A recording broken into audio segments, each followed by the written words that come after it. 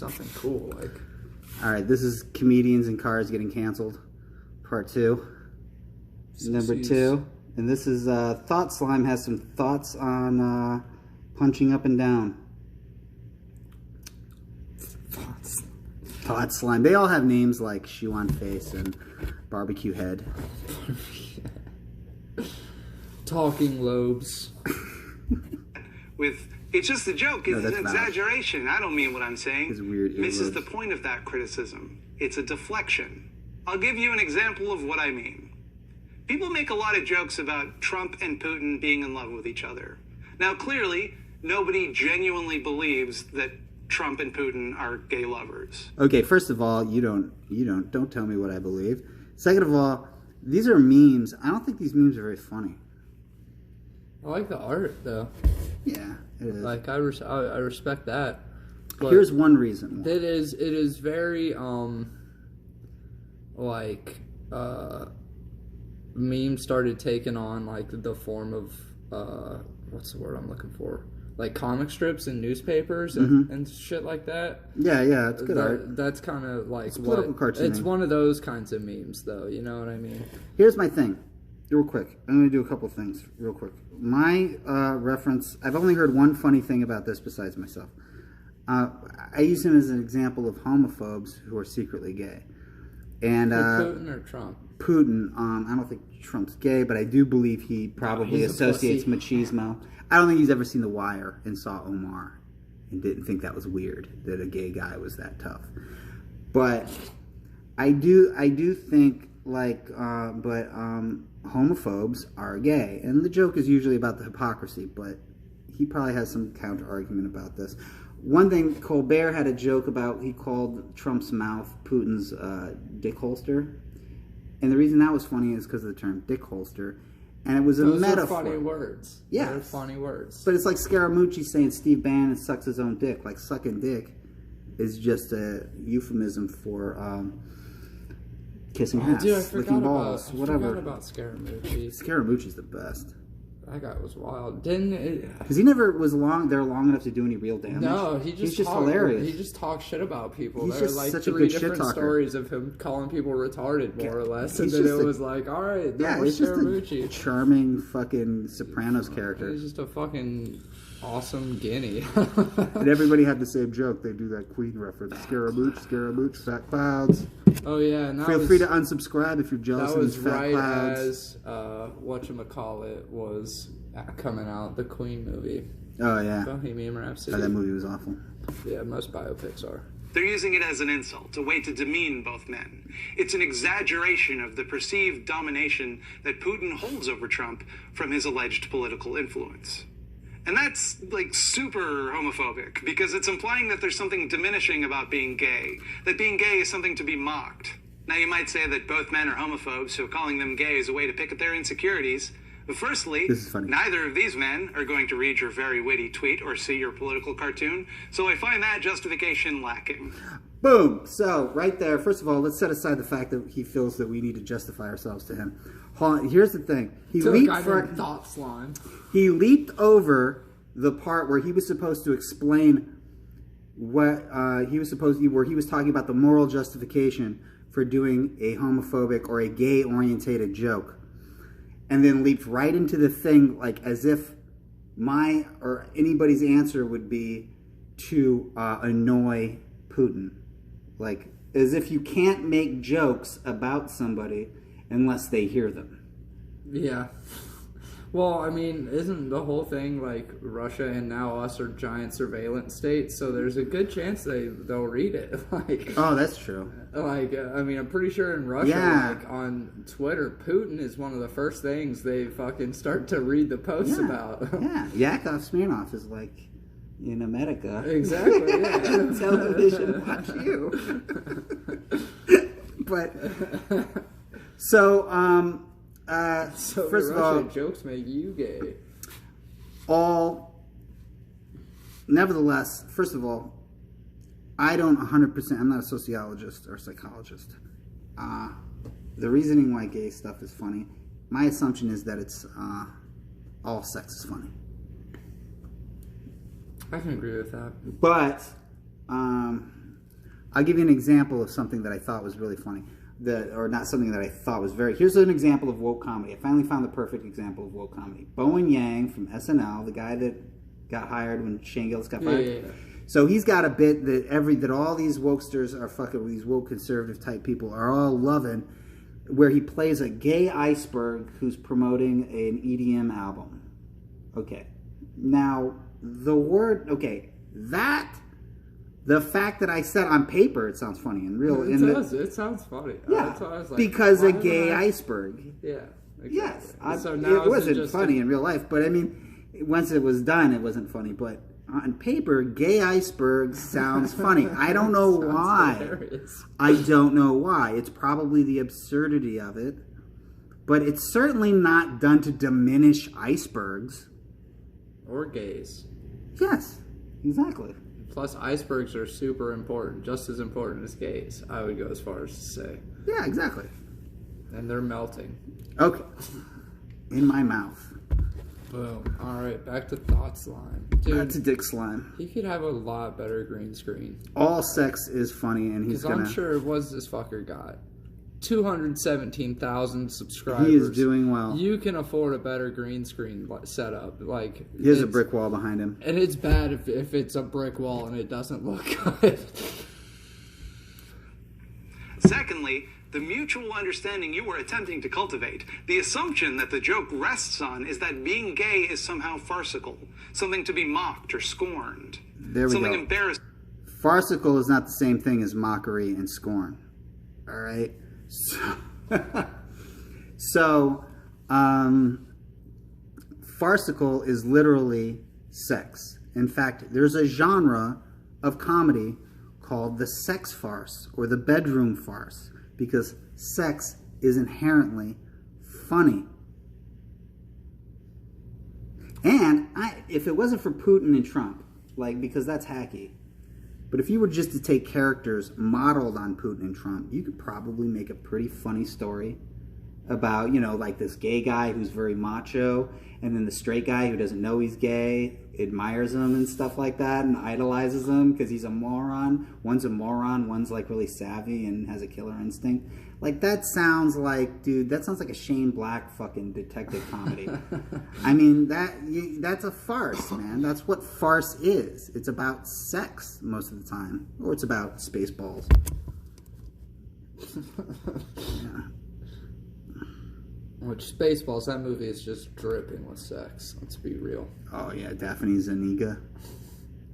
Alright, watch that word. Embarrassing and beneath powerful men. Now, there are degrees of this, of course. Some jokes might catch people in the crossfire in a way that's wildly unpredictable, or not really insulting enough to be a problem. I make a lot of jokes about how sweaty I get in the summer, and that does imply that there's something wrong with being sweaty. And is that fair? Two things. Now he seems to be suggesting we can't even make jokes about sweaty people anymore. But here's the thing. That's a bodily function in the way coming on a man or a woman is also a bodily function, and both are potential subjects for humor. For being funny. Yeah. Bodily functions in general are funny. You're right about that. Yeah. I mean, gay jokes are inherently just sex jokes. What about gay sex? Yeah, but if you got up there and say, gay people suck, unless it's like and the 80s. Fuck. Nailed it. Suck and fuck. Alright. You're gonna bomb. That doesn't happen. It just doesn't fucking happen. Although I saw something very... I used to work in the 80s. But he reminds me of, though, this reminds me of, speaking of the 80s, this reminds me, I've been going through a lot of old 80s stuff about obscenity and censorship and stuff, and canceling artists and stuff like this. And there was a woman on Donahue saying, Robert Mapplethorpe, his fancy schmancy dick pics, would turn people gay. I don't think that argument holds up anymore in 2021. So I think the new argument is gay jokes will normalize hatred of gay people. Or they'll make you gay. Yeah. Don't do gay jokes. They I don't make tell you gay gay. jokes because they make people gay. I'm not out here trying to turn people queer. I am. I'm just want to make people laugh. I'm not Hollywood trying to turn people queer. Isn't that Rad Zone? Yeah. This very show. See it here, folks. You can hear a guy Care to named Rad people with Zone. glandular disorders that make them sweaty all the time? At the end of the day, there's a certain amount of personal... All right. Well, isn't diabetes a glandular disorder? I don't want to hear you bitch about sweating if there's people with fucking type 1 diabetes out there. You Yes, and they're going to get up and pussy. walk out. Exactly. Oh, I sweat too much because of a... Dude, if you're saying glandular disability, you really need to You crossed the fucking Rubicon. run into a wall. Like, into woke madness. Jesus Christ. I can't believe this fucking nerd isn't wearing glasses. discretion that has to be taken into account. And that can be a problem because it means that what is and what is not an acceptable joke is, to some degree, open to personal interpretation. And that leaves wiggle room for bad actors to argue that their jokes aren't harmful enough to warrant criticism. Chris Rock is a bad actor. Yeah, I heard a lot Richard of Pryor, people say great that actor. about the movie. What's it? That new movie Chris Rock was in, Spiral. Dude, They every were like, fucking movie Chris they Rock were is just in. like, yeah, I can't remember, but they were like, yeah, I was watching, I realized like Chris Rock really can't act like at all, like even in the past, except for like whenever he was playing a crackhead or something like that. But his Richard stand-ups- Pryor, that motherfucker could act. He should have got a Best Supporting Actor nomination for Blue Collar. Now, one of those guys has sex with men, and one of those guys doesn't. Coincidence? Oh, that's true. The actor one did. Speaking of acting, don't you? If you were a casting director for Law and Order SVU, and you saw this guy, you'd be like, star. Well, that's fun. I was listening to something. Apparently, that's like a lot of like low-level comedians in New York have like had minor roles on SVU. Like, so I've heard like some comedian was talking about and just listing like people he had saw. I mean, it's literally just like the people being like, I didn't know, I was just right over here. You know what I mean? Like That guy from The Bonfire is in that show Billions. Yeah, DeSoder. And I started watching Billions, but then at some point I realized from all the references and all the characters and all the stuff and the attitudes and stuff, especially the sort of libertarian stuff on there. Giamatti's in that too, right? Yeah, I realized, holy shit, whoever wrote this show does nothing but go on the internet. This is like an internet show. This is like literally a Joe Rogan fan wrote this fucking show. It was like the Elon Musk episode of SNL. Oh, God. Yeah, geez, Every yes, sketch, exactly. every fucking sketch was sketch. just a fucking meme. Internet bully. God, that show is so weird.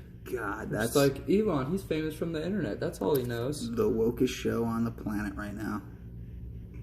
One of the common things that people cite is the idea of punching up versus punching down. To punch It's up, what they used to cite, but that's been debunked so often. But this is a good opportunity to talk about the Hinchcliffe Pang Dang. He's going to... Pang Dang? Did I say it? up is to make fun of someone more powerful than you, Yeah. someone of higher It's so status. ding-dong. To punch down is to do the opposite, to make fun of someone with less status than you. Now, I think this one really only applies to jokes with negative elements. I have no idea what he's Don't about really to have say to here, clear so we most just stop knock-knock it. jokes. He just says some convoluted bullshit that I didn't even follow. All right, real quick. So whether or not it's funny, punching down is funny. We all know punching down is funny. Yeah, it works. Yeah, it works. But that's not the real point here. Tony Hinchcliffe and Pang Dang. So they both did okay. One was a sort of woke comic, although both accents were racist. And both voices very gay. Queer coded. So we would do. So here's the idea. So this is not to say Asian individual Asian hate crimes do not happen. But a white old man got punched in the face for dropping an N-bomb at like a 7-Eleven and died. Dang, you punched the death out of that man. But when we talk about the idea of punching up and punching down, you're talking about power. And I don't know if you're talking about, I'm assuming you mean systemic power. And Asian motherfuckers have more economic power in this country than any group in the United States. That's why you have Asian organizations that are currently trying to end affirmative action, because they feel affirmative action discriminates against white people and Asian people. When Tony Hinchcliffe starts making fun of a Chinese guy, for good or ill, whether or not it's good comedy or not, is irrelevant. It certainly is not punching down. It's more like a lateral punch, slightly up. Because we're talking systemically. We're not talking about anything other than that. That's all I want to say about punching up and punching down. Okay. I don't believe in any of that shit. I just wanted to point out how muddled that thinking is. Okay. And Dave Attell does great bits about midgets. And Dave Attell does great bits. Yeah, dude. I was watching, like, some compilation of him on some show called The Green Room. Oh, yeah, that's great. And, yeah, he's just like, I'm sick of these midgets trying to come after our normal-sized people dreams. Them wanting to Oh, he's talking about, like throw the winning touchdown. actors? Yeah, and shit like that, dude. It's so funny. And I was like, And God, things you could say in 2001. That was the one when he had Doug Stanhope.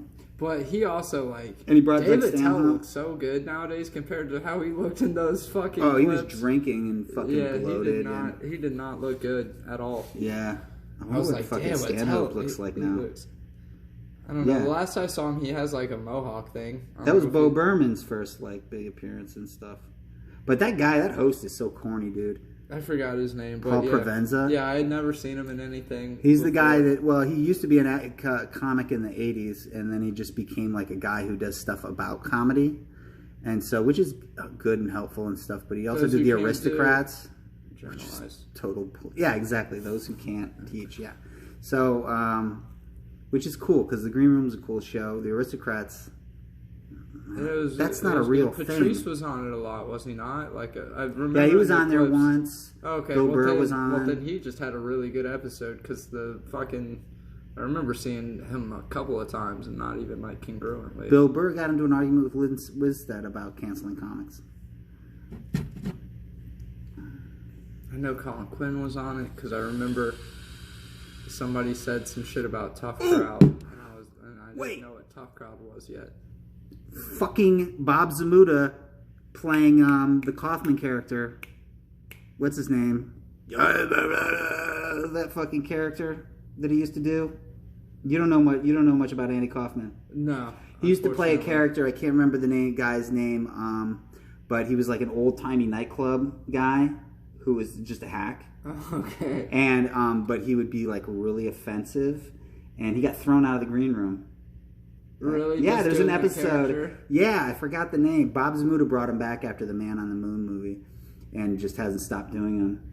Because Kaufman would fucking, people would think it was Andy Kaufman, but it was actually Bob Zamuda. Oh, okay. So he would go on like Letterman, but it was Zamuda, but Letterman would be convinced it was Kaufman. It was this whole fucking routine, and he was an insult comic, but he was just offensive. Like he would just take like glasses of water and just dump them on people and stuff, and then he'd start singing and You're shit. like, I'm Andy Kaufman. Yeah, and Andy people would want to book Kaufman. He's like, you can't book me, but you can book this guy. He's my idol. And then the guy I forgot his fucking Kaufman name. in on it? And he was just like, go for it, dude. Kaufman originally started doing it himself. Yeah, I and feel like then- Kaufman would be okay with it because his whole thing was like, he was like one of the first, like, what's the word? Like alt comics or whatever. Yeah. And that kind of thing. His whole thing was chaos, wasn't it? Yeah. Like, he got thrown off the set of Taxi because he said in his contract, this guy needs to appear at least in one episode, so they cast him as Danny DeVito's brother. And then he showed up with some fucking prostitutes, like drunk with some hookers and shit, and then just started arguing with the screenwriters and with the scriptwriters and calling them fucking hacks and shit. And then just, I think he almost got into a fist fight with Judd Hirsch. Jesus. And then, they dragged him out. Security had to drag him out.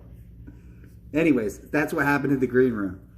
He did Rest that. in peace, He was just saying Holocaust jokes and just racist shit from the audience, and then they finally fucking just dragged him out. That's hilarious. He's like, you'll hear from my lawyers and all this shit. It's fucking great. All right. He got canceled.